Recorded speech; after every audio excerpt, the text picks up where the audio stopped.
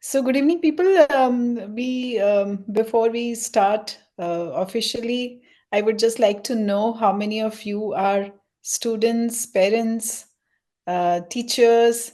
So, Shivank will just give a poll. Shivank, can we do that? And I request you all just to choose one. I would just like to know what kind of audience we have today, so that accordingly we can proceed with the session. Good evening, ma'am. Yes, can we start answering to this? Done, ma'am. Done. Everyone? Yes, ma'am. Shivang, can we see the results?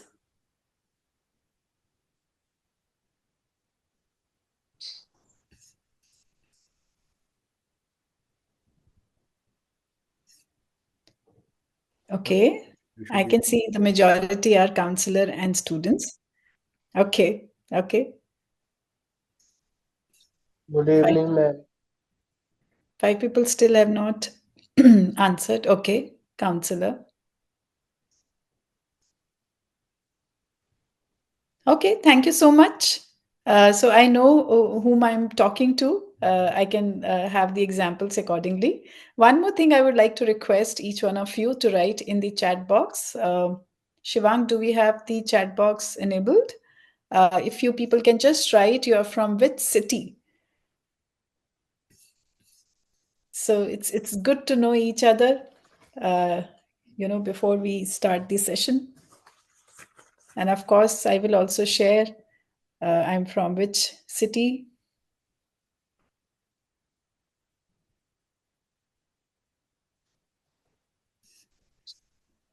Okay. Gurgaon, Bangalore, Bhubaneswar, Varanasi, Delhi, Noida, Raipur, Indore, Chandigarh. Wow, that's amazing. I always love when people are from various cities, okay, Dehradun, Thrissur, because that gives you a perspective. Gujarat, okay, that how in different parts of the country sometimes we are facing a similar challenges. Mumbai, thank you so much. Thanks, all of you, for sharing. And I request all the members that once I start sharing my PowerPoint presentation, I will not be able to see the chat. So I will request Shivank or any participant. I can see Nehaji who has who has the video on, and Jyoti. I can request you people, if I miss out on anything or if somebody raises hand, please stop me there only. You can just unmute yourself and you can ask me to answer that question. So, yes, now I can welcome you all officially. And thank you so much for joining me on Saturday evening, when most of the people have their programs, on the weekends, they have time for their family. But please grab a cup of coffee for yourself, and we are going to have a very good interaction for the next 1 hour. So I'm Meenu Arora. I'm a counseling psychologist. I will just introduce myself before I start, talking to you people. I have worked in the school sector for almost 25 years in different capacities. Yes, of course, as a counseling psychologist, dealt with career counseling as well as social emotional counseling. And then I was also heading outreach in Kriya University for 4 years. And now I have joined iDreamCareer. iDreamCareer is basically a career counseling organization. We have a career platform and a psychometric test, which is standardized, which is used to conduct it on the students, high school students, who are confused about the career and the course choices. So, with the help of this aptitude, personality, and interest, we call it as API profile. We guide them to make an informed decision that which course and career they are best suited for. The world is changing so fast, and every day we are there is full of information on the online platforms, and we hear so much outside that today's children, they feel confused what to do next. So this test, and along with our one-on-one counseling sessions, it helps the students. And on to work on a larger level, just to give you a glimpse, we work largely with the social impact sector, and we curate need-based career guidance programs, with schools, and because every grade has a different need, so we curate need-based career guidance program and we integrate into the school curriculum. I myself we have designed, the graded career counseling curriculum for classes 9 to 12. So this is us, and at iDreamCareer, we strongly believe that we have to handhold children, and that is the reason this exam series has been curated, because this is the time when maybe students will be more willing and more receptive to know about how they can study and how they can study for the exams, what kind of learning techniques they can apply. So we thought of coming up with this. So far, we have whatever we have covered here is, in the past two sessions also. One was Study Smart, where we talked about the various learning techniques and how can we, enhance our memory and the learning skills. And before that, we also had one session with Mimansa, where we talked about various techniques to deal with the stress. So I was just thinking, we have talked about both. Now, what to include for this session? And this is how I came up with this particular topic, mindful to mindfulness. Um, Benjamin, do you want to say something? You have raised your hand. Yes, ma'am. Hi, good evening. I just wanted to ask, by any chance, if we can get the recording of Study Smart, because I was like, I couldn't. Okay, sure, sure. I will request Shivank, who is here. Shivank, you have the list of today's attendees. Please share the recording of the last session with each one of them. And I assure you that it will help you a lot, because hardly those things, I don't think that is given in any book or in any online session, because all those techniques, some of them of course, you will find online, but uh, many of them come with the personal experience of so many years. Thank you, Benjamin, for pointing it out. We will definitely share. So today, Very helpful. I'll just share my. many times, sorry. Okay. Many times when I'm talking to students, students keep sharing that, ma'am, I studied so much, I worked so hard, and but still, I couldn't get good marks. I made a timetable, I applied all those techniques which you had told me, but still with no results. And they start, building a kind of image of themselves, that what kind of a student I am. And of course, they are getting all kinds of messages and instructions and all kinds of preachings from the adults who are around them, but nobody's able to figure out, that why is it so. So I have tried to sum up a few things, which can help you, that even if you are doing so much of hard work in a smart way, and still if you're not getting results, then that means maybe the direction of the effort, or the way the effort is being put, there has to be some change. So we will take all these topics one by one. Let me just share my screen,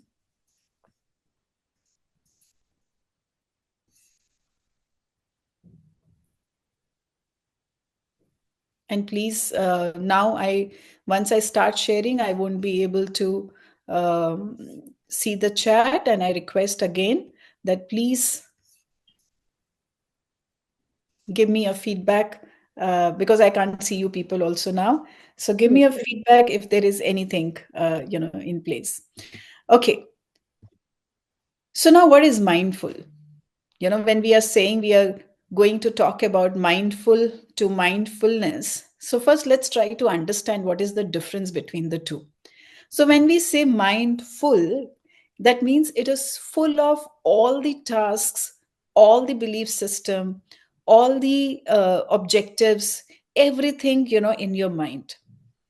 party में भी जाना है, मामा ये कह रही थी ये भी करना है, असाइनमेंट भी करना है, प्रोजेक्ट भी करना है, I have to study history, physics, chemistry, Hindi, and I want to relax also. I want to scroll up through the social media also. There are so many things. I want to do something in life because wherever I go, people ask me, oh, what are you doing?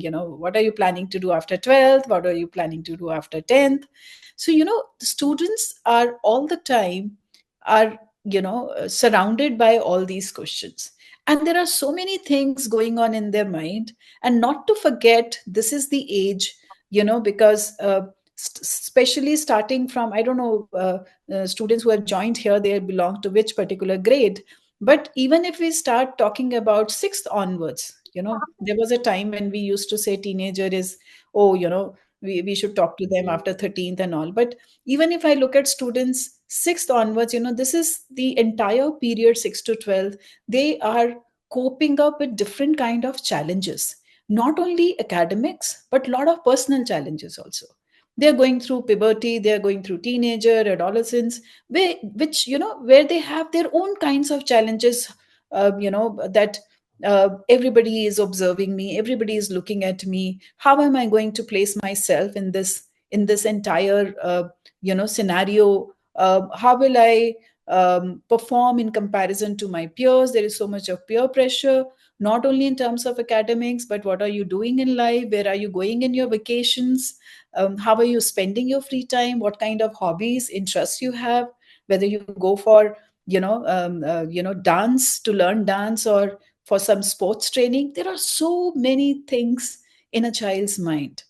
And and not only a student's mind, even us. And I will give my example also for this.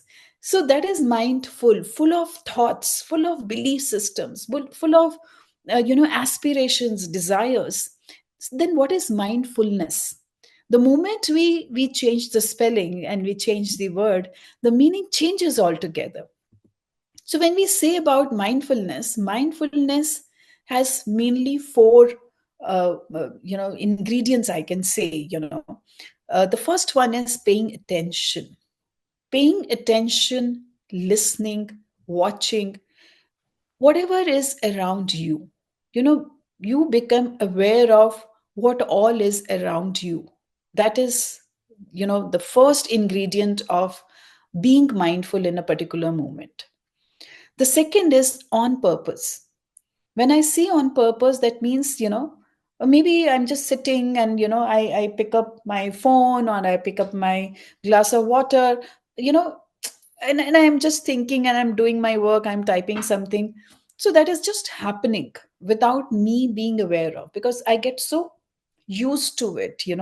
I am so mechanical in my approach that I don't realize that I have started, doing another action. But the moment I say that, okay, I'm thirsty, I pick up this glass. Now, what I'm doing, I'm feeling this particular glass, whether it is cold, hot, warm, and then as soon as I sip it, it's not just that I was thirsty and I just gulped down two sips and I kept the glass aside, but I'm feeling the taste of this water. I'm feeling the touch of the glass. I'm using all my senses to be present in this moment, here and now. This is what mindfulness is all about. In the present moment, without making any judgment, without saying, अरे ये तो बड़ा ठंडा पानी है, अरे ये तो बिल्कुल बहुत ही बेकार सा, if I'm talking to somebody, and I start judging the kind of conversation also, which is happening. So when we say mindfulness, it is purely non-judgmental, where you are just experiencing whatever is around you, just through all your senses, and you're being present in that moment. You're not carrying anything from the past, you're not thinking about anything from the past, you're not thinking about the future. Now, if I go philosophically, the entire day we can talk about mindfulness, but here I will try to make it simpler so that students can understand that. And if counselors and educators and parents are here, you can make your students understand. So we will try to limit it to academics. We will try, and we will try to. I will try to simplify things, right? So now, in order to demonstrate this, I will again share my screen in a little while. First of all, I will request you people, if you can just switch on your video. That will, I will feel good about it, that I'm not talking to screen, I'm talking to people. That is one. Anilji, you want to say something? You're on mute. I'm sorry, I didn't realize that I'm on mute. So, That's Meenu, fine. I was requesting if you can let me go through the same slide once again. That is, what is mindfulness? I will. Okay, I will. each I will go parameter back. with an example, that will be great. I will go back to that. And to give an example, I would like to request each one of you to pick up anything which is near you right now. Maybe a book, maybe a cup, anything, maybe a bottle, water bottle. Just pick up any object which is around you. Okay. Now, for example, let me also pick up something. Maybe I will pick up this glass of water only, right? And now just look at it, touch it, just touch it and feel it. Feel whether it is smooth, it is rough, what kind of temperature, how does it feel? How does it feel? Just look at it and try to appreciate the shape, the whatever is given on the book, maybe the front page. If you're holding a pen or pencil, just see how does it look. Use your eyes, touch the texture. Okay.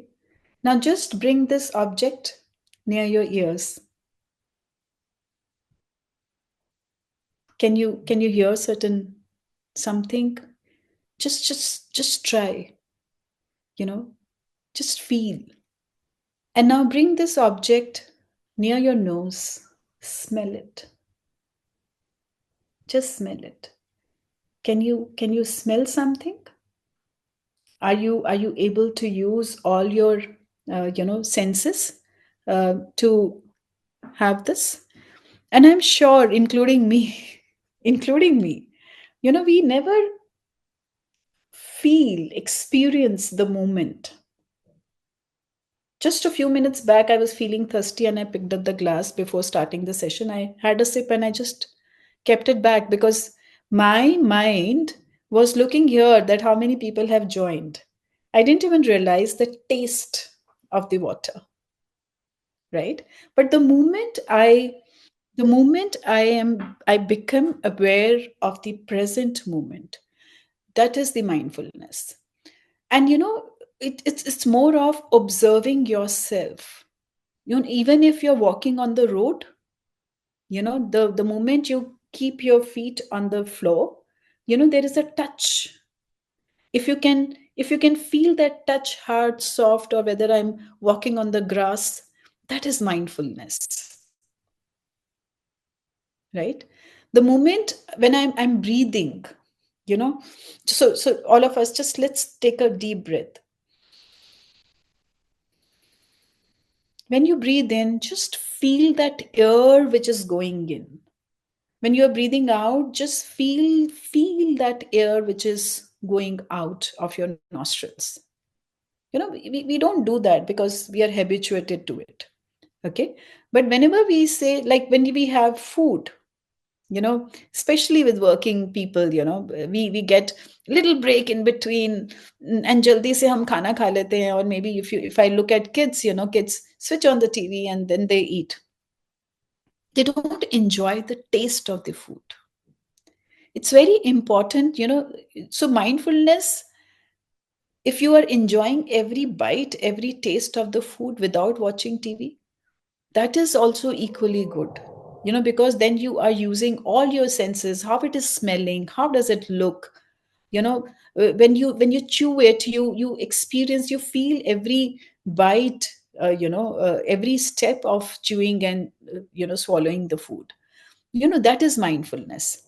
So, Anilji, I will go back to the slide as you requested, and still, if there is any question, please, you are more than welcome to ask. So, these are the four ingredients of mindfulness: paying attention, on purpose, in the present moment, and non-judgmental. Because the moment we start evaluating, we lose the beauty of that moment, right?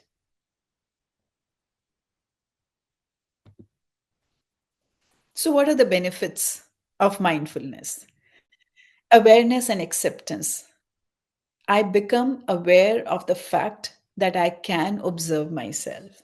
I become aware of the fact that I can be more conscious when I'm observing things around me. And not only that, I accept it. That is very, very important. Because when we practice mindfulness, then we even become more aware of our emotions, and we are able to accept those emotions. When we are not experiencing mindfulness, we are more likely to push the emotions, which especially which are negative emotions, which make us uncomfortable, under the carpet, right? So first of all, it increases our awareness and acceptance. The second benefit is that it helps us to reduce stress and anxiety. How? We will learn slowly and gradually. It improves our attention and memory and promotes empathy. How? Again, we will see. When we are mindful, we, of course, when we enhance our performance. Why? Because I'm able to observe myself in every moment what I'm doing. And when I observe myself what I'm doing, then wherever I feel that there is something, some scope of improvement, I'm more than happy to change myself, because I'm able to accept. I'm able to accept my limitations. I'm able to accept my weaknesses, and that helps me to improving further. So let me ask you this question right now: are we mindful, or we are mindful? Just observe yourself right now. Are we just attending the session because, oh, it looks like a good session? Oh, acha, let me just listen to Meenu, what is she's going to say about mindfulness, right? So अभी दिमाग में 10 चीजें घूम रही होंगी. Oh, after this session I need to cook, I will make a cup of coffee for myself, or maybe I'm doing 10 other things while listening to the session. Then you are mindful. But if you are really experiencing, as I could see Jyoti ma'am and Neetu ma'am also, doing those activities, like Anilji was also doing those activities. So then you are trying to experience that what is here at present right now, what you're listening, what you're seeing, what you're feeling, what you're experiencing. That is your awareness, and you're accepting it. If you're accepting it right now, non-judgmental, being non-judgmental, देखेंगे बाद में Meenu ma'am कैसा session करती हैं. But if you're just accepting the information, that is mindfulness, where you're not thinking about what you're going to do after the session. You're just here, right?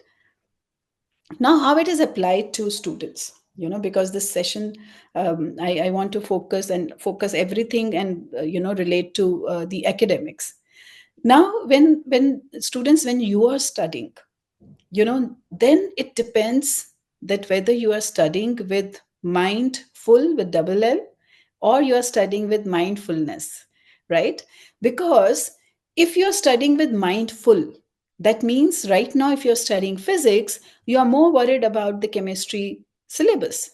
You also know that, oh, maths mein yaar ek hi chutti mili hai, how am I going to complete the course? How will I will revise the course?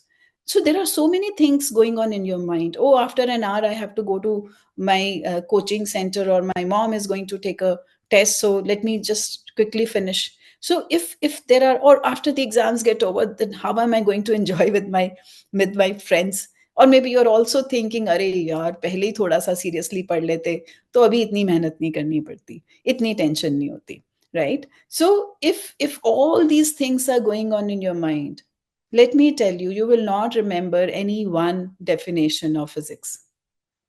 When you are studying a subject, say physics, then just be there. Just feel that moment, just focus on that only. And how to do that, that I will tell you later in the presentation. It's not that difficult. It's not that easy, but it's not a rocket science also.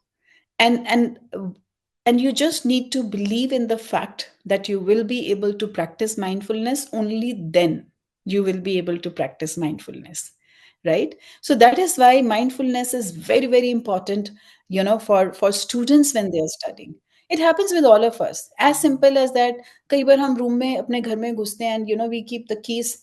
And it happens with me also sometimes, because we are all human beings. We always, our graph is always like this. And sometimes you just forget, "Arey yaar, where did I keep the keys?" Because when you were keeping the key, you were not present in that moment. You were thinking about something else. And while you were thinking about something else, when did you keep the keys? Somewhere you don't know, because you did not observe yourself, right? So but if you practice this self observation, it might take some time, to practice it, but slowly and gradually it is integrated in your personality. It is integrated in your system. Then you don't need to take a very conscious effort to be mindful. It just becomes a part of your system. Many times students ask, "Oh, where is the time to practice mindfulness? The life is so hectic." Working people say, "We are always running around. How to practice mindfulness?" And let me tell you, I used to believe the same, because every day we were just running around, running around. And then, luckily, I attended some session, and then I realized that it is not a rocket science. Mindfulness can be practiced anywhere at any point of time. It's not necessary that you need to sit for meditation, somewhere in the noise free environment to practice mindfulness. It can be practiced when you are having your tea, when you are eating, when you're walking, when you're listening to music, because mindfulness is experiencing here and now. And trust me, I started experimenting with myself, because I strongly believe in that. So I used to go to school that time. I was working in a school, and 6:30. I asked the same question. I said, 6:30. I'm supposed to sit in the bus. Where is the time for mindfulness?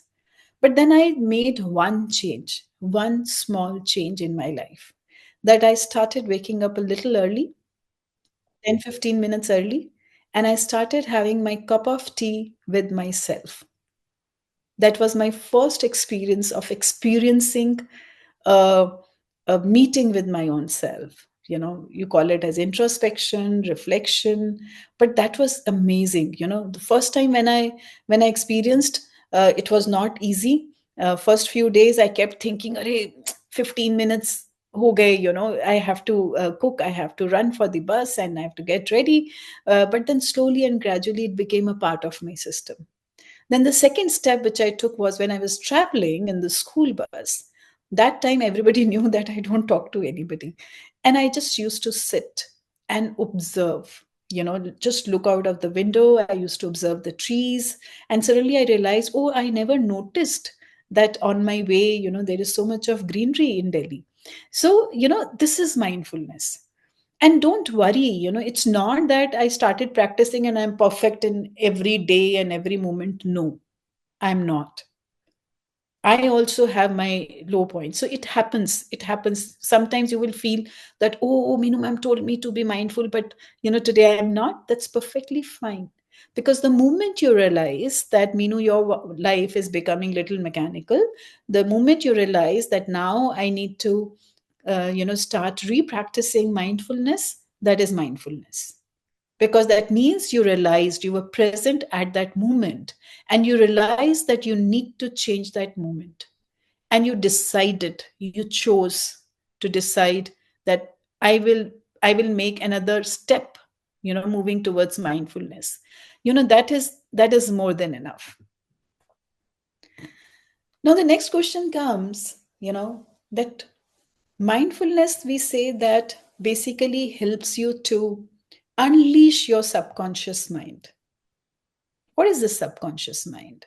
How do I start practicing mindfulness? Why? How come? How did I started getting up? 15 minutes early. Of course, I used to put the alarm. Subconscious mind has lot of power. Lot of power.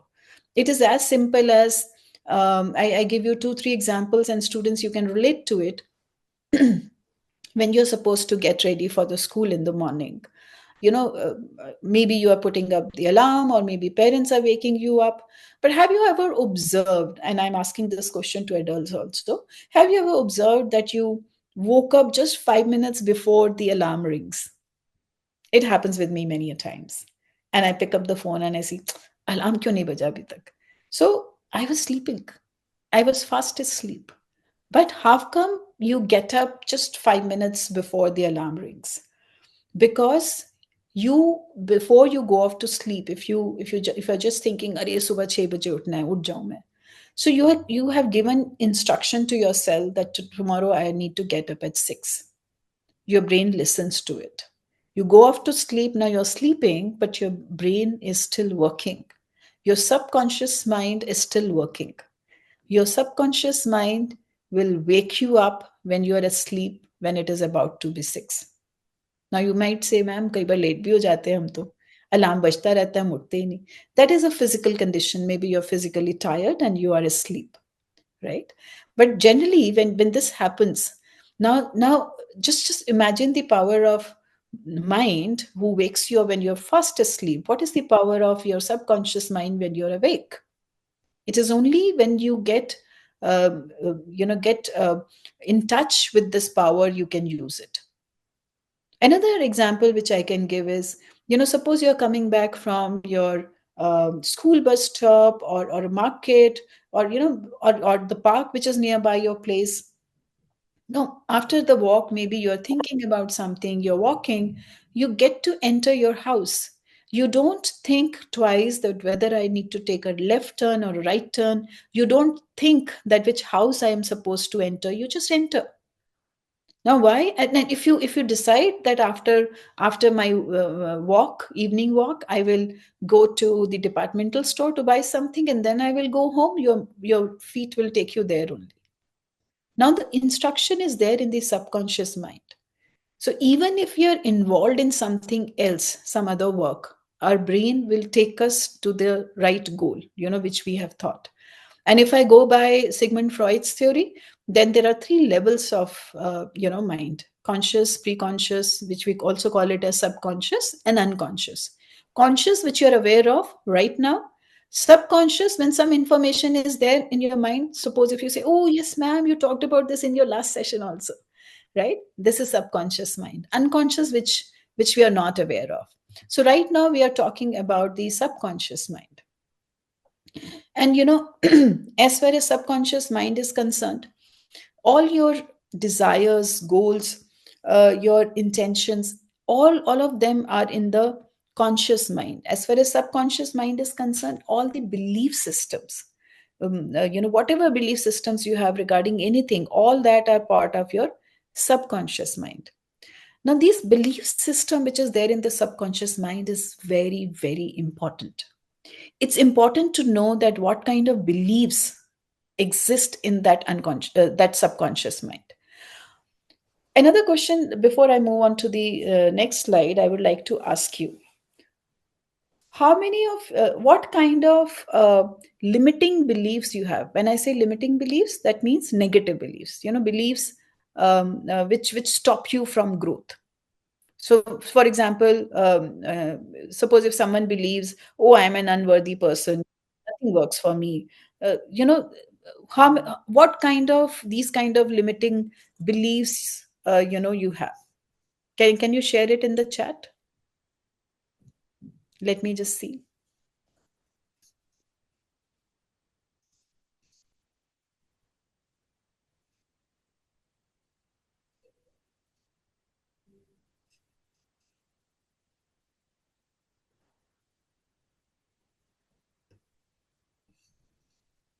Okay, I can't see people. If you can just write that what kind of limiting beliefs you have. When I say limiting beliefs, that means the beliefs which stop you from going forward. Okay, self doubt, fear of providing precise information and guidance. Okay,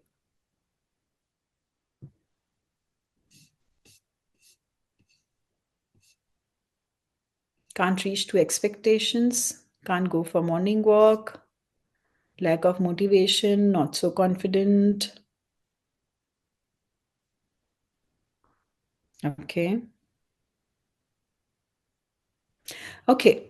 There's one, thanks for sharing, and you can keep on sharing. I will keep not sure about something.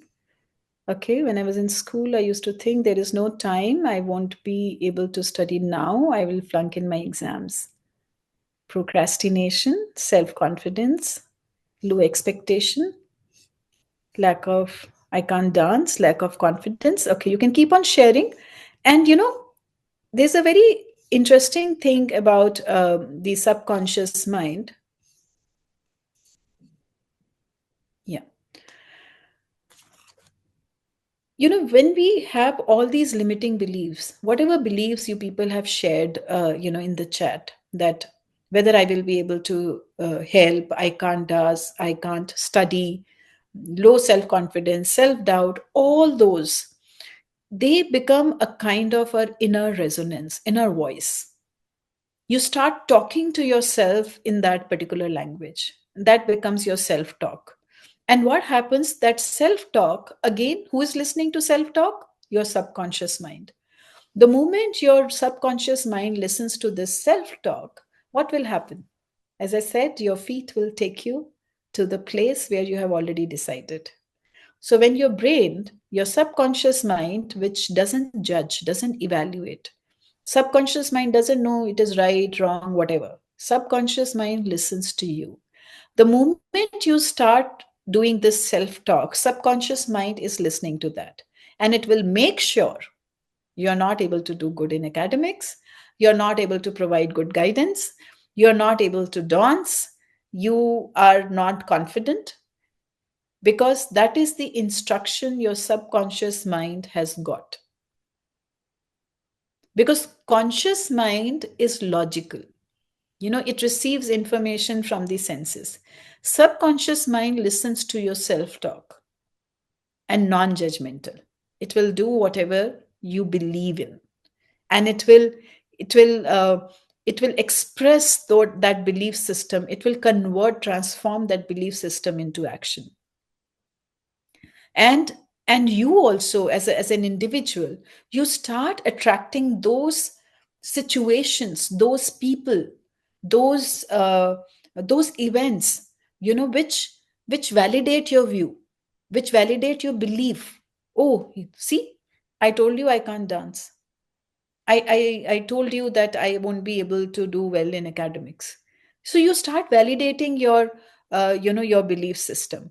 Now, as far as, and there is a, it is a fact that you cannot outperform the image of yourself. If you feel that I'm at this level, it's not that your performance will be at a higher level. No, it might be lower than that, but it won't be higher, because our performance is based on this belief system which your subconscious mind is listening to. And the beauty is that you can, these conscious and subconscious mind, it works, they work together. You can use your conscious mind to shape up your subconscious mind. I repeat, you can use your conscious mind to shape up the subconscious mind, so that you give only good food to the subconscious mind, right? You only you try to have a positive image of yourself in the subconscious mind, because that is also, that is, subconscious mind is going to help you to showcase, right? So now, suppose if you want to do this, you want to use your conscious mind to shape up the unconscious, subconscious mind, how to do it? So for this, you need to rewire your mind for success. Some simple steps.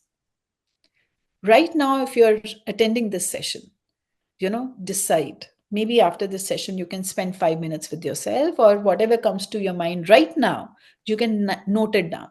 Decide today what you want in life. Envision yourself obtaining that goal. This is a very, very important, this is a whole process.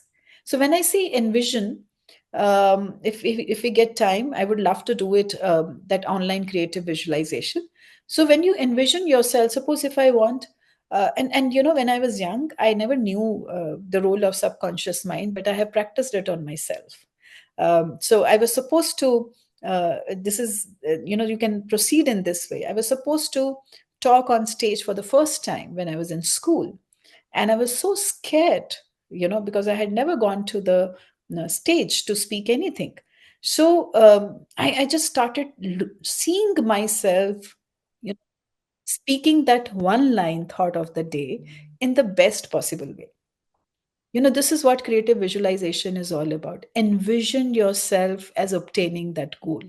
So I visualize yourself speaking that line on the stage, and feel the confidence, just not visualization. Feel the confidence, the happiness right now, as if you are, saying it on stage right now, and you are experiencing it. So and then you can start working on having affirmations and meditation. That can be the next step. So this particular thing, your subconscious listens to, is a witness to, and then that becomes the reality, right? And it's very, very important that what kind of affirmations you are giving to yourself, you know and any question till here before we move on to affirmations? You have to unmute and ask, because I can't see you people, or maybe I will stop sharing and ask. Yeah. Any questions so far? No, Okay. chat box there's no question. Okay. Thank you. Thank you, Jyoti. Now I can move on. Now the question comes, what are these affirmations? And how do I know which affirmations to make? So affirmations are basically anything you say or think. You validate that, it is true. And a positive affirmation opens the door for path of change. Now, the very fact that you have chosen to attend this session, you have already made a conscious decision to move forward on the path of positive change. That is an affirmation. Just because we believe in something, doesn't mean that this is true. Because since our childhood, we have listened to so many messages, so many, things about ourselves from the parents, from the teachers, कि तुम ऐसे हो, तुम वैसे हो, या तुम बहुत अच्छे हो, अरे तुम तो सबकी help करते हो. We have heard a lot of things about ourselves. So there are two things about it. One is that we start looking at ourselves from that perspective. We start believing in that. And not only that, the child also starts practicing that. If I'm a naughty child, I will make sure that I behave like a naughty child, because I will try to come up to that.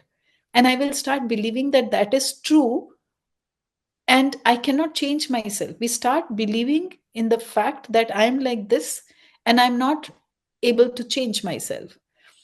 And the same thing happens when a student is studying academics wise. If a student wants starts thinking that I will not be able to do maths, because somewhere down the line I've heard from teachers and parents that if you're good with maths, that means you are getting 100%. If I'm not getting 100% in maths, that means I'm not good with maths. And then slowly and gradually we start believing, because maybe teacher has said कि अरे तुमसे तो होता नहीं है, may be parent ने गलती से बोल दिया कि अरे क्या तुम इतनी बार बताया, तुम्हें अभी भी समझ नहीं आया. होता है बच्चों के साथ ऐसे. So that becomes a part of your system.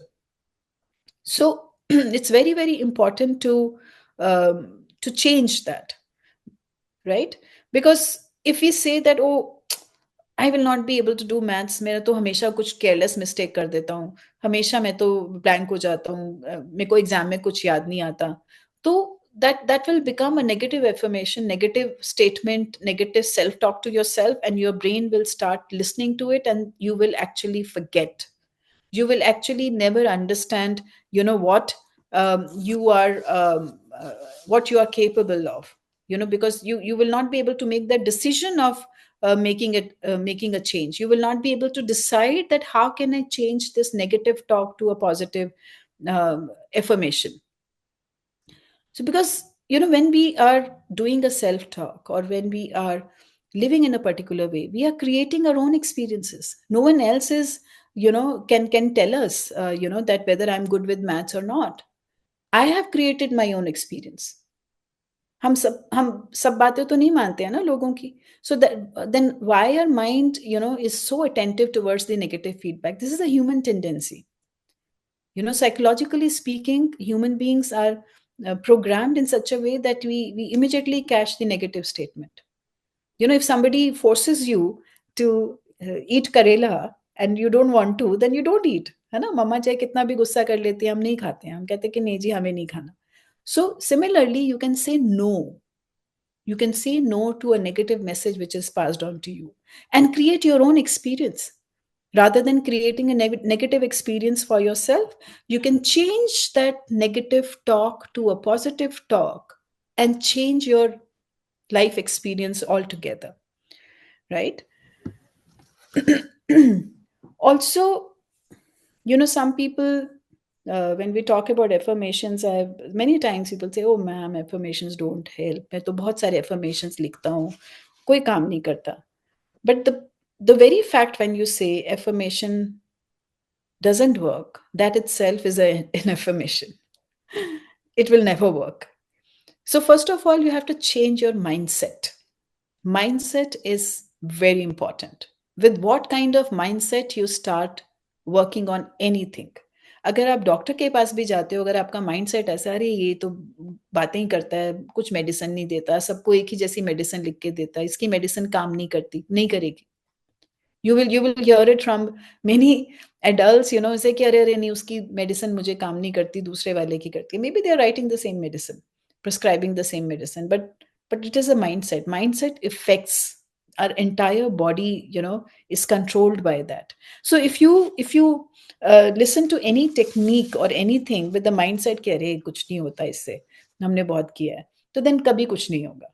So first of all, you have to prepare a mindset that when I am studying, when I start studying in the morning, I will be able to complete my target. Whatever I'm learning, I will be able to recall it. And whatever I'm studying, I'm able to comprehend it and memorize it. If you start studying with that kind of mindset, then your performance will always be better than before. So that you have to change that kind of mindset, right? These are you can also compare it with like these affirmations are like seeds which are implanted in the soil. So if your internal perception, your mindset is positive, that means good soil, right? Seeds will grow good, if the soil is good. So if your internal environment, if your mindset is positive, then the affirmations will result into a positive future, come what may, right? But if I myself I'm negative that nothing is going to work, then nothing will work, because words, the kind of words we use, have a lot of impact in our lives. It creates energy. It creates energy and it attracts those kind of people. So what kind of words you are going to use while doing the affirmations? When you make an affirmation, make sure that it is always in a present tense, not that I'm going to do this tomorrow. No. Or I'm going to feel this tomorrow. Then it will be in future only. It will always be in future. Feel it right now. How will you feel when you have finished your syllabus, when you have learned everything? Confident, right? So feel that confidence right now. When you are studying, don't have, even if you have to force yourself to convert your negative self-talk to positive self-talk, do that. Use the right words. Say that I am learning well. I am doing well. I accept my health, if it is related to health. Because if we start thinking about our limitations कि मैं फिर से कोई गलत mistake ना कर दूं, फिर से मुझे कोई प्रॉब्लम ना आ जाए, फिर से कहीं मैं ब्लैंक ना हो जाऊं एग्जाम में, सो ये जो सेल्फ टॉक है, then this will be imprinted in your subconscious mind, and whatever is imprinted will come true. So change it to a positive affirmation. How? I will just give you a few examples. Because that becomes the anchor, जिसे हम पकड़ के एकदम से हमारा वो standard बन जाता है, that becomes the anchor for the entire thing. And we start looking for reasons outside us. We start looking out reasons like, oh, my maths teacher was not good. I'm sorry, I'm taking example of maths only, because many times I see parents, students are a little scared of maths. Oh, my teacher was not good, or she was very strict in my checking. Oh, this happened, that happened. We start looking for reasons outside. So limiting beliefs you can deal with only when you start the work inside. That every failure, every thing which gave you a little sadness or frustration, just see that what you can learn from there. Create laws of your own consciousness. Create your own positive thoughts rather than going by what people are saying. And now I tell you how to turn these negative thoughts to positive thoughts. Of course, you can have your own examples, and maybe we can talk about it, how we can turn it into positive. For example, many times we say, "Oh, I can't learn this." So make it positive, saying, "I can learn this material." It might look like a very simple thing, students, but it has a lot of effect, tremendous effect. Just by changing the statement, you can change the entire experience. The moment you say this is too hard, it will always be hard. Then the solution is, I can get help. I will never get it right. If you have this kind of negative thought, then change it to the positive one. I will figure it out. I just don't understand this topic. I can learn this topic. Because, as I said, your subconscious mind listens to you. I'm afraid I will do worse than anyone else in the class. I'm well prepared this time. So, see, make a list of 1, 2, what negative thoughts you have, limiting beliefs you have, and then, prepare a positive one. And believe me, I have practiced it on myself. The moment you feel that, oh, nahi ho raha, say it verbally. Say it verbally, I can learn this. I'm well prepared. I can learn this topic. I will figure it out. Say it verbally to yourself. And the moment you will see, the moment you say it, it will start showing its effect. Okay, now let me just demonstrate it to you. um, just close your eyes, all of you, and um, think about lemon. I cut the lemon. You have a lemon in your hand. You cut the lemon and squeeze it in your mouth. Just cut the lemon and squeeze it in your mouth. Can you taste it? How many of you felt the taste of lemon in your mouth? Okay. Why does it happen? Just a thought. There is no lemon. Meenu is just telling us to imagine. But still, you felt it, right? So this is the power of the thought. This is the power of the word which you use.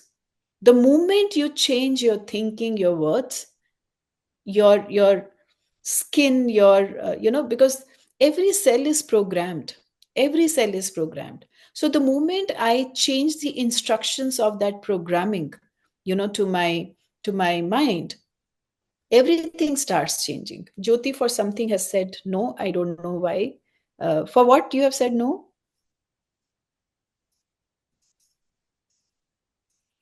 Okay. So now I will come to some techniques, which I discussed in my last session also, but I will quickly reiterate those things. And now you will understand that why I presented those techniques, because it always works at the subconscious level. So any anxiety, any stress is not always negative. There is a positive stress also, because there is inverted U graph between anxiety and performance. If there is no anxiety, there will be no performance, because you're not worried, you're not bothered about how am I going to perform in the exams. So it's always better to be anxious for a certain level. Some optimum level of stress is required for optimum performance, right? So then if it crosses that, then particular stress becomes a negative stress. Otherwise, positive stress is called as U stress, which enhances your performance. The moment it crosses a particular limit, then it becomes a distress. Now, many a time students ask, how do I know whether my stress is eustress or distress? That is, the answer lies in mindfulness. If I'm aware of my all bodily processes, then I know that now when I'm under stress, then I start feeling butterflies in my stomach, or I start eating more, or I start feeling some tingling sensation on my skin. So you will figure it out, but this you can figure it out only when you practice mindfulness, right? At this very moment, because exams are just coming, so of course you should know how to divide your tasks. As you can see on these two dimensions, important, not important, urgent and not urgent. On these four quadrants, you can write down what is urgent and important, not urgent but important, urgent but not important, not urgent and not important. If you start writing your task in this, so you know that right now urgent and important thing is to study for your exams, right?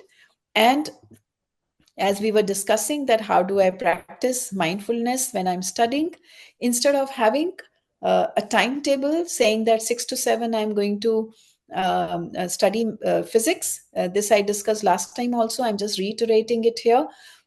So that will not that will only make my mind full, because when I'm studying 6 to 7 physics, my mind will always be, अरे chemistry नहीं पढ़ा, इसके बाद chemistry पढ़ना है, 6 बज गया कि नहीं बज गया. So you will not be able to focus on the task which is there in front of you.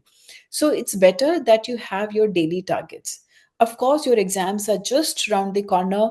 I'm sure that after listening to my last session, you might have your goals in front of you. So suppose if you have 3 chapters, per day, as you can see, total number of chapters divided by number of days. So 2 chapters per day. So suppose if you're supposed to study 2 chapters per day, then you're not worried about the other subject.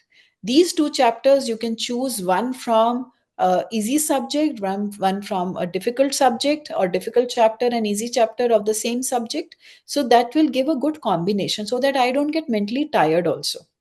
And when I'm studying, say, and name it, just don't write 2 chapters per day, name it, metal, non-metal, और maths का मुझे quadratic equations for example, और trigonometry, मुझे 2 chapters आज करना है. So when I am doing trigonometry and metal and non-metal, I'm not worried about the chemistry chapter, because I know chemistry chapter date appointment is on Wednesday. So right now my appointment is only with these 2 chapters. So then it will be easier to focus. That means easier to practice mindfulness, because you are there in that moment with those 2 chapters, right? Train your brain. This also I touched upon last time. Many a times we try to, when we are writing down answers, practicing at home, we just learn something and we try to write down the answer. There and then only, that time the information is there in your working memory and you're able to write it down. But the moment you write the same answer next day in the exam, you forget. You are not able to remember. Why? Because you have trained your brain to recall the information immediately after learning. You have to train your brain to recall the information after a few hours of gap. That means if I finished my trigonometry or metal non-metal today at 5 o'clock, I should give 2 hours gap, maybe study something else, and then give the test for that particular chapter. That shows your actual memory. Another thing which is very, very important is the difference between revision and relearning.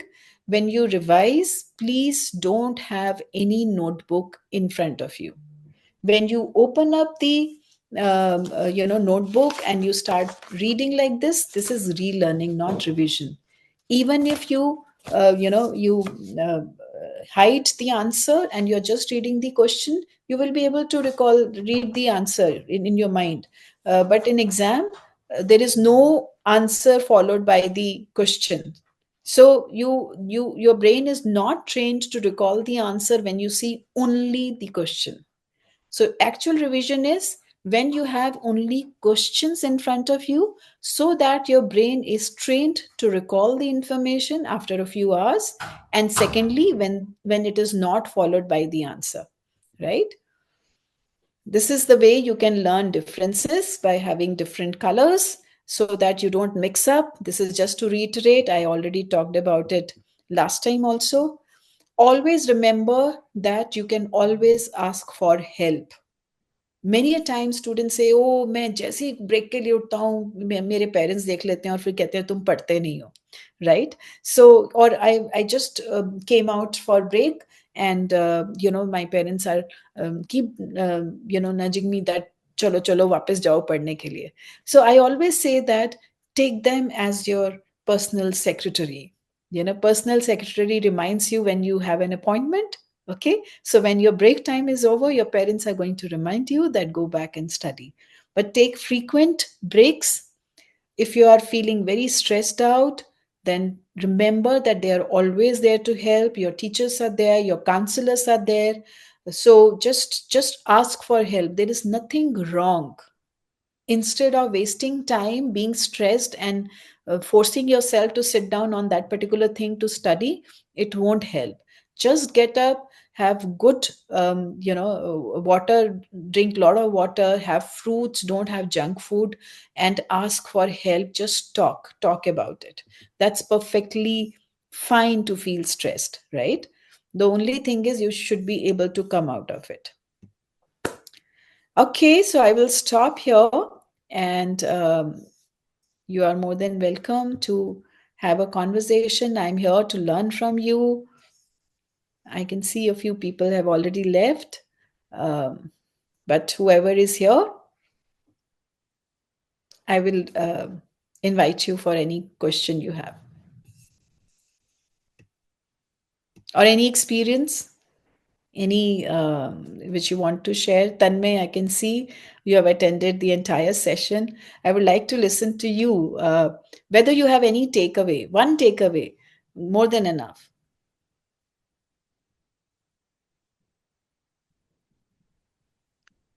Good evening, ma'am. I'm Shreya.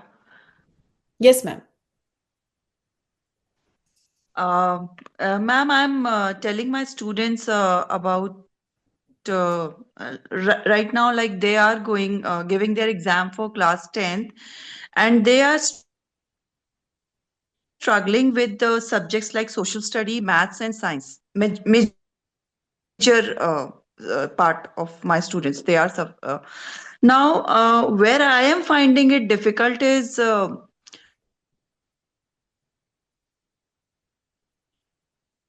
Shreya, you are frozen. how I to can't hear you. arrange timetable subjects in a day.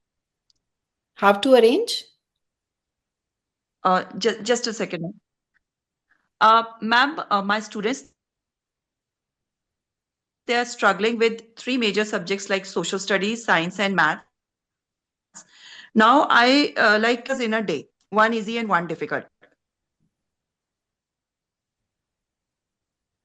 So is it possible? How can we arrange timetable for them so that they can take three subjects in a day? Okay, your voice was cracking in between, What but will be the ideal time? I have got the gist of what you're asking. Your voice is breaking in between. So, science, social studies, and maths have to choose difficult and easy subjects, three subjects in a day, right? So, the best is that out of Yes, these ma'am. three, I'm sure Yes, ma'am. Yes, ma'am. Yes, some ma'am. subject must be the easiest where the child feels comfortable, and another subject where the child is not comfortable, right? So, what you can do, look at the body clock in the Yes, ma'am. sense that what time the child feels that he is able to focus in the at the optimum level, right? That particular time, it can be early Okay. morning, it Okay, can ma'am. be afternoon, it can be evening. That particular time, that difficult subject should be taken so that the child is able to focus on that. Okay, then we can take Right. an easy subject, so that Okay, in ma'am. between, one easy subject he will be able to finish early, and there will be a kind of sense of accomplishment that I have done it, and then again move to the third, which is a little more difficult subject. But the most Ma- difficult subject should be taken in the most productive time. So, ma'am, there is like a student, they say that they are more active at night. Like we say that if you will study early in the morning, the capacity of learning will be more. So, is it like now you have used the word, see the body clock of a student. So, if he is active at evening, that means it is wrong on my part to tell them that get up early in the morning and study more. So I will say now they have developed a habit of Hmm. studying late. Not everybody, is capable of, because the natural human body clock is sleep at night. Okay. Ma'am. Right, ma'am. So so they should put some cap, like, okay, I will sleep max by 1 o'clock. Okay. Even if you study, better at night, then you should not be awake beyond 12 or 1, because otherwise Ma'am. stay the entire day they are going to feel sleepy. And if they have exams, and I mentioned this point last time also, if they are going for exam, then that is the time they might fall off to sleep. Yes, ma'am. They will not have presence of mind, during that time. So it's very, very important to sleep on time. And students who say that, it's not their body clock, just because they have developed a habit of doing it. And if Yes, you ma'am. if you ask in the class, ma'am, you will see that they are having a kind of competition, कि 1 बजे तक पढ़ा था, अच्छा मैं 2 बजे तक, अरे मैं तो 3 बजे, they feel कि अरे मैं तो 3 बजे तक पढ़ा था, they Yes, feel कि इसमें yes, कुछ ma'am. accomplishment है. So the moment they change, and it's very important to change and sleep on time. Why?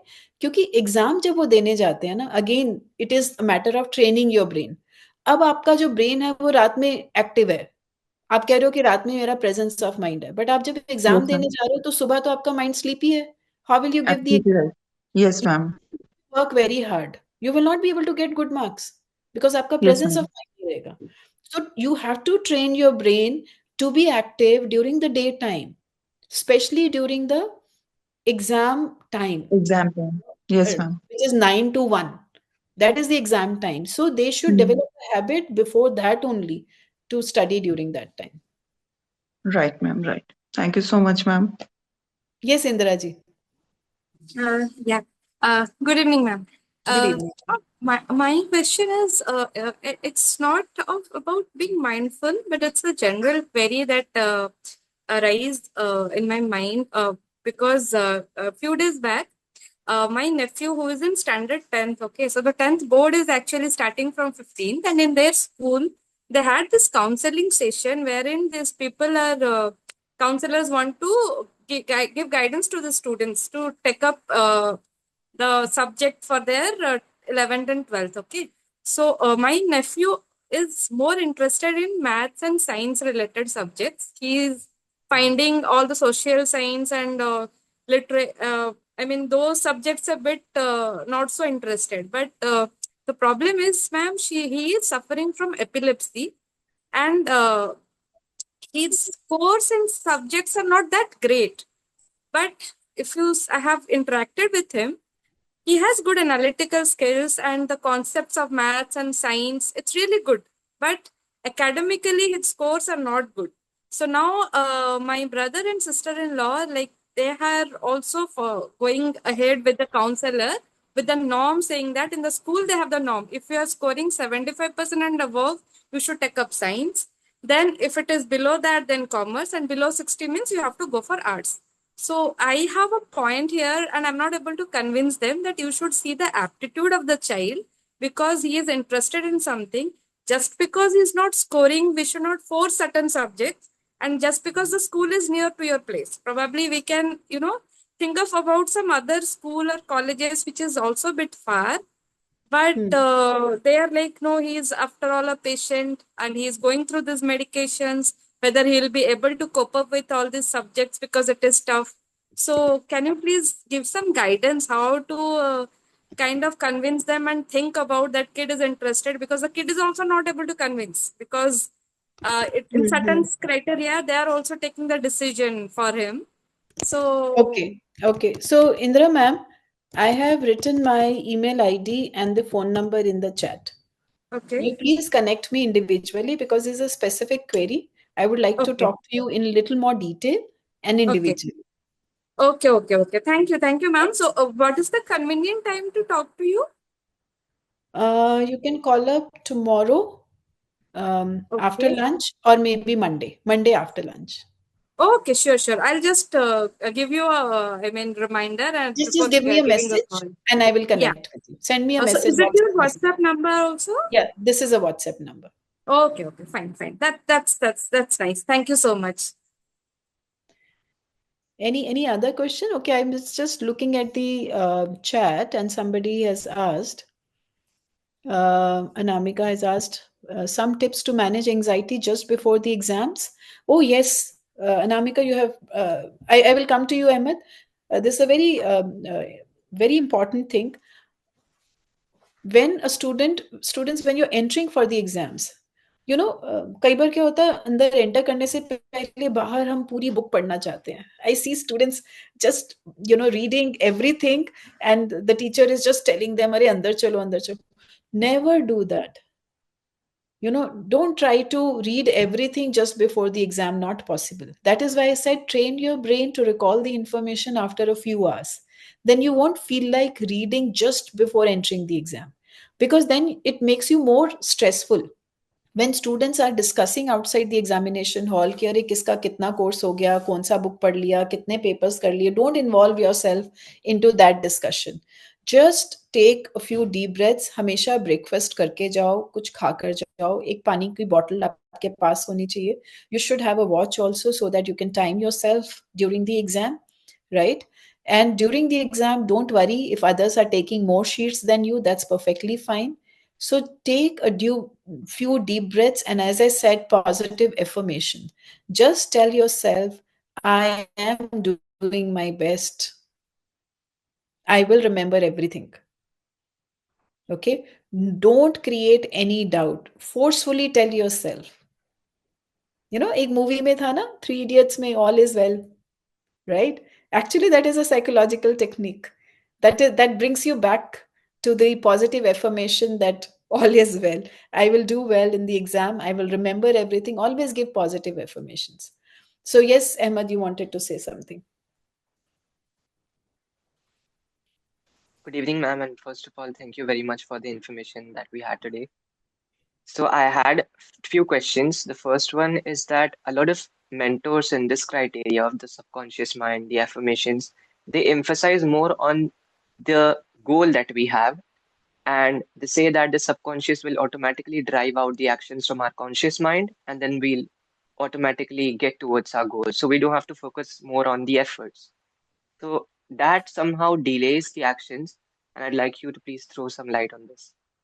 Yes, and thanks for bringing up this point.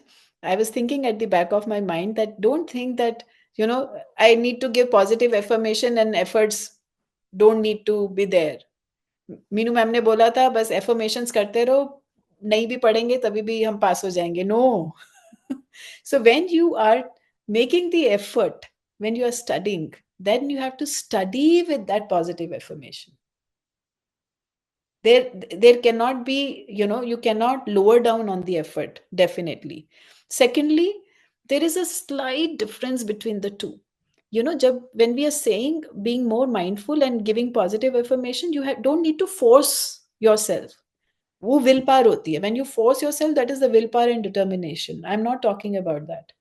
Just you have to maintain that balance where you are just having a statement to yourself. You're not forcing yourself. There's a very simple example. Guitar अभी कभी आपने बजाया guitar, Ahmed? So, just ask people who play guitar, वो उसकी strings को ठीक करते हैं, the strings of the guitar should not be loose, should not be very tight. It should be normal. It should be at a normal position to have the good music. So mindfulness or subconscious mind or positive affirmations are just like that. You don't need to force yourself. पता चले आपकी पूरी energy अपने आप को force करने में जा रही है. Okay, it is just a mindset. The moment you have a mindset, you don't need to force positive affirmation, it will automatically come. Have I answered your question? Yes, ma'am. One more question I had. Were Yes. all these affirmations and these envisioning myself to be something or to achieve something, are these things limited to myself, or can it impact the behavior of the other person as well? For example, you talked about getting a treatment from the doctor and not being able to heal myself or get the cure. Hmm. So, would it impact the behavior of the doctor as well if I try to change my vision or my affirmations? Yes, not in that sense that you can change their behavior. Okay. But suppose if my whatever kind of belief system I have, I attract those kind of people in my life. If I believe all people are worthless, all people are fraud, I will meet fraud people, right? But suppose if I have a positive affirmation, I will attract good people. Suppose my positive affirmation is I am getting the right treatment for my disease, for example, right? Then I'm bound to attract the doctor who is going to give me the right treatment. And if I'm positive, I'm passing on that positive energy vibe to the doctor also. So if I'm positive, the other person will automatically be positive. It is a kind of this is another aspect which we where we talk about the relationships, and little distracting from the topic, but because you have asked. So suppose you have a conflict with somebody, with your brother, with your friend. If you just envision that I'm having a good relationship with that person, with my friend, right? And you're also visualizing your friend talking to you with a lot of love and affection. So when you focus on this, what happens? You pass on a positive energy to that person, whether that person is physically at a very long distance, but you pass on that energy, and you will experience that the behavior of the other person gets mellowed down, and you will observe that that particular conflict will be resolved in a very positive way. Try it and test it. Okay. Okay, ma'am. Thank you so much. Thank you. Yes, Binyamin, if I have pronounced your name correctly. Yes, ma'am. I wanted to ask you, is there any technique or any study pattern to, basically memorize long answers before exams? Because, ma'am, certain subjects like history, geography, they have these long answers with a lot of information. So, is there any particular pattern or Hmm. technique, the student can follow to remember the long answers? So there are two things which one can apply. One is that always learn in points. Long answer hoga, so like then maximum there will be 10 points, 15 points, 20 points. So when we learn in points, what happens during the exam? So generally, you will see ki, when students are giving exam, they will just close their eyes and they will try to remember, "Arey, did I miss any point? Did I miss any point?" And you're flipping through the pages and the answers in your mind. So during the exam, the student is trying to remember that, have I forgotten any point? Have I written all the answers? Now, suppose if the same child has learned a long answer in points, say there are 15 points in that answer, during the exam, I'm able to write only 12 points. It's okay to forget 3 points. So, as a student, then it becomes easier for me to move on to the next question and without wasting time on that particular question, that whether there were 15 points, 12 points, 16 points, kya tha. I know कि 15 थे यार, 12 ही याद आ रहे हैं, that's perfectly fine. Now move on to the next question. So you don't feel stressed out during the exam also.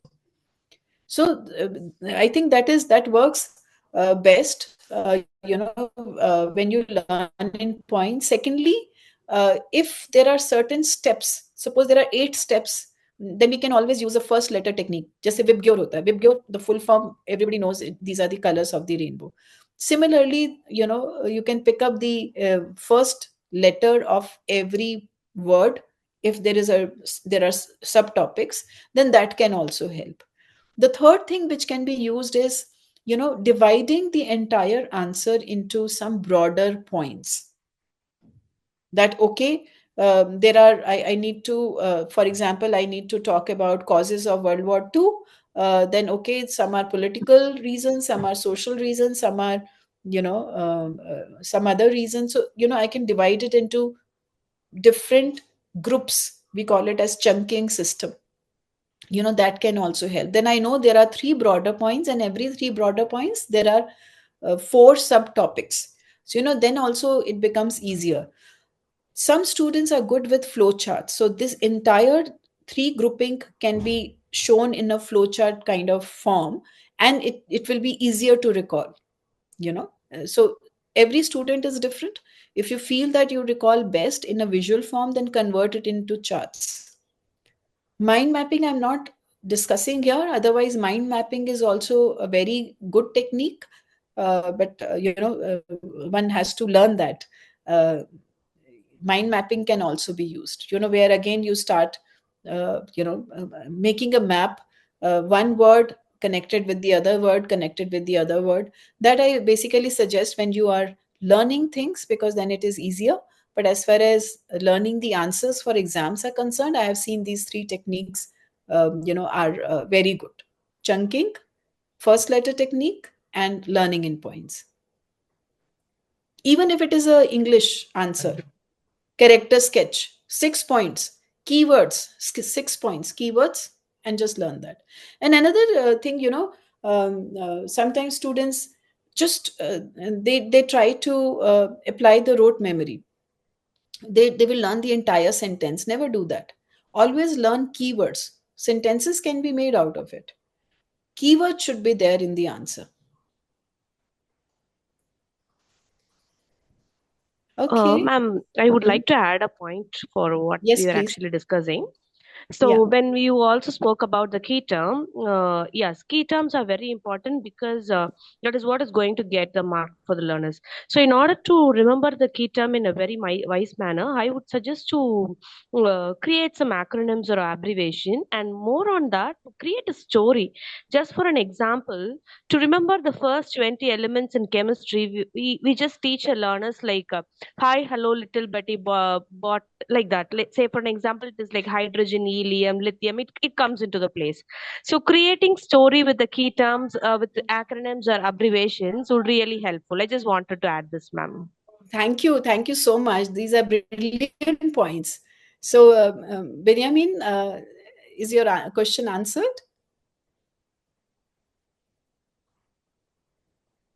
Yes, ma'am. Thank you so much.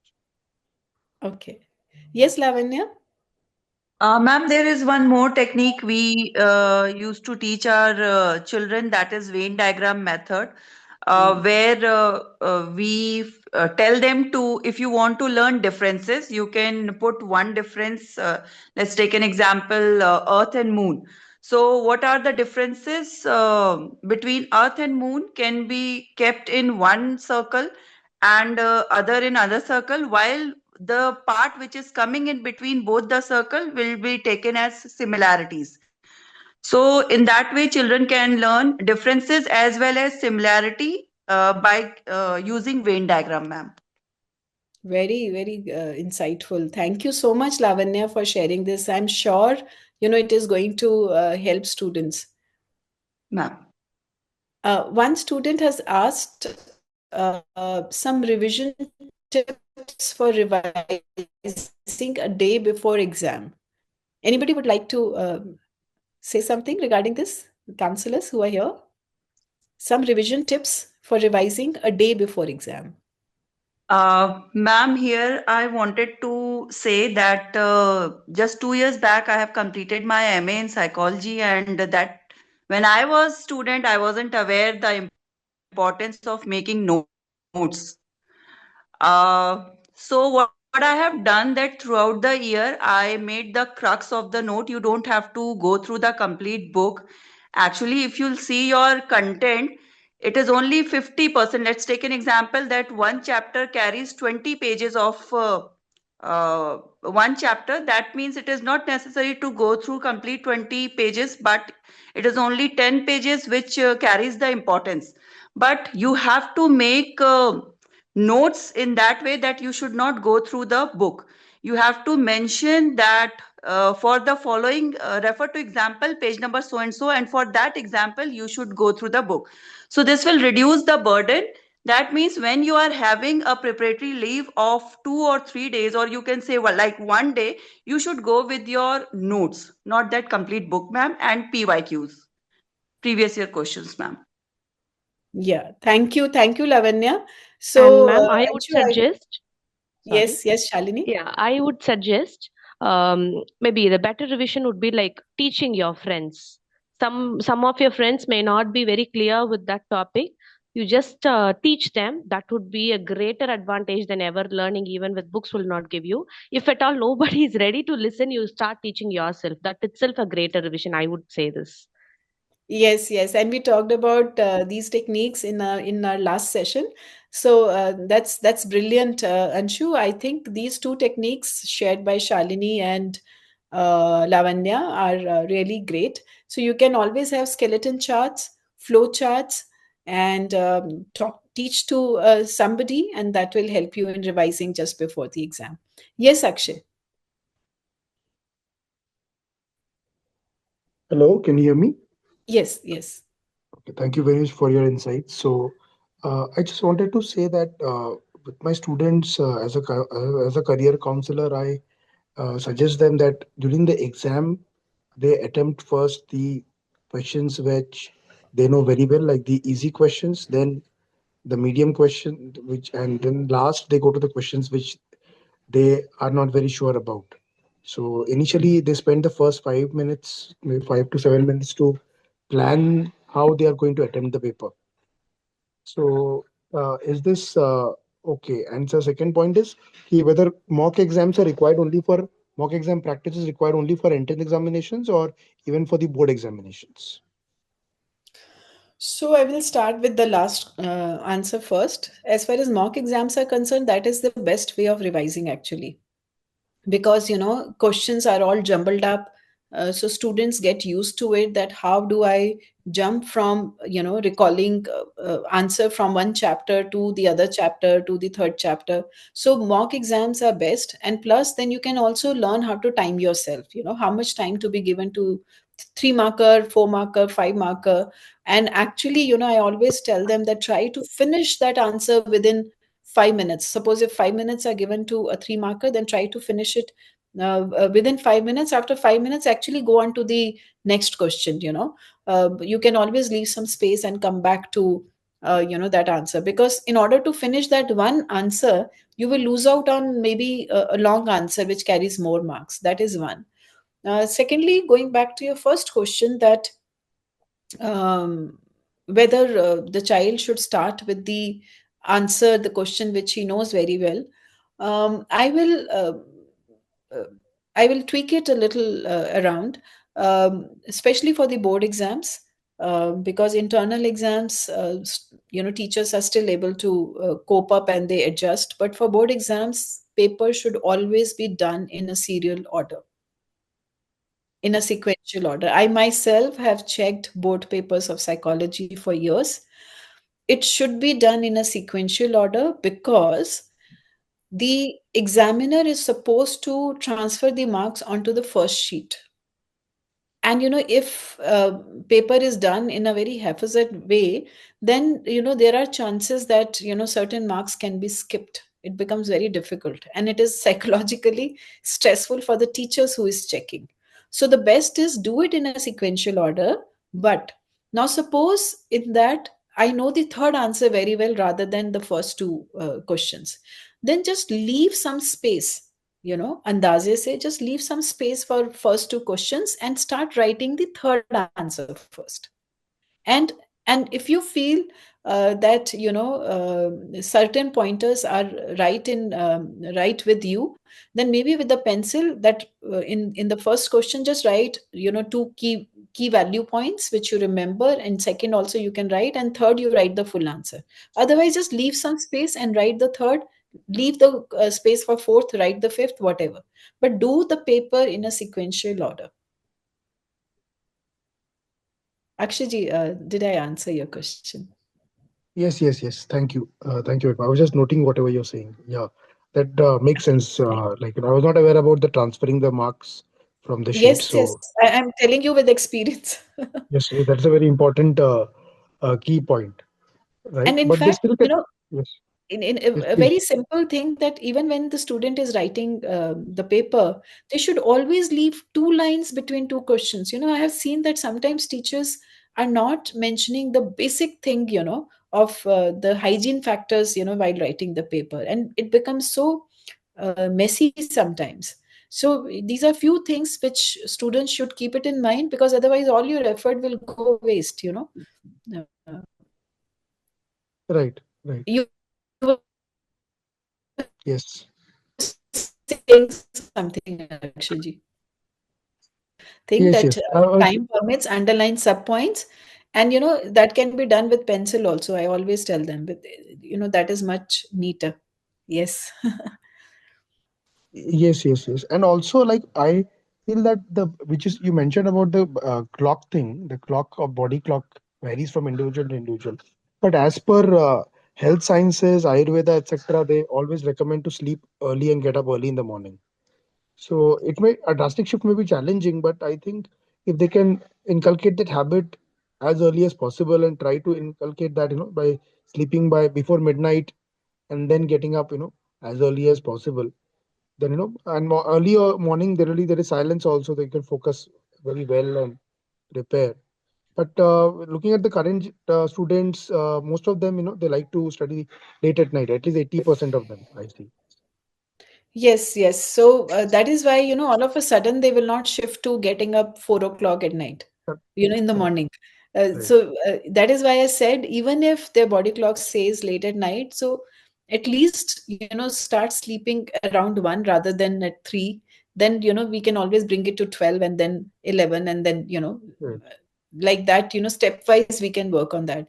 If I tell students right away that you should get up 4 o'clock in the morning, they will stop listening to me only. Correct, correct, correct. They'll Yes, say, yes, yes. "Oh, she's preaching." Yes, So, yes, yes.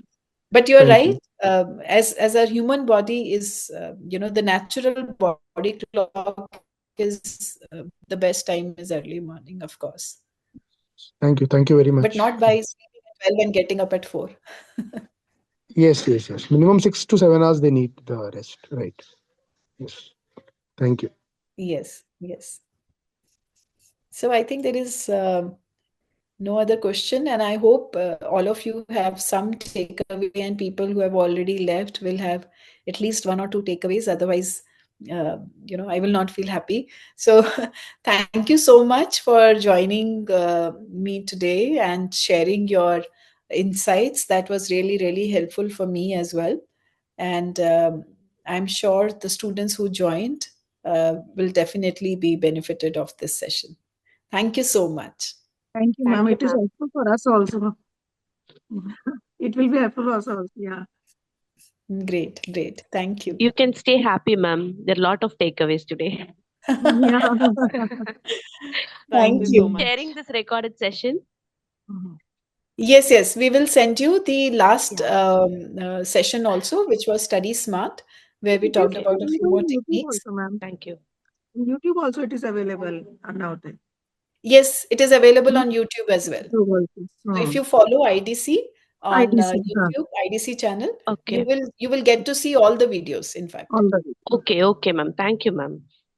Thank you Okay, so and much. I have left my email ID and the number in the chat box if you want to be in touch with me for integrating the system in your school, or otherwise uh, any kind of conversation. You're most welcome. Thank you, ma'am.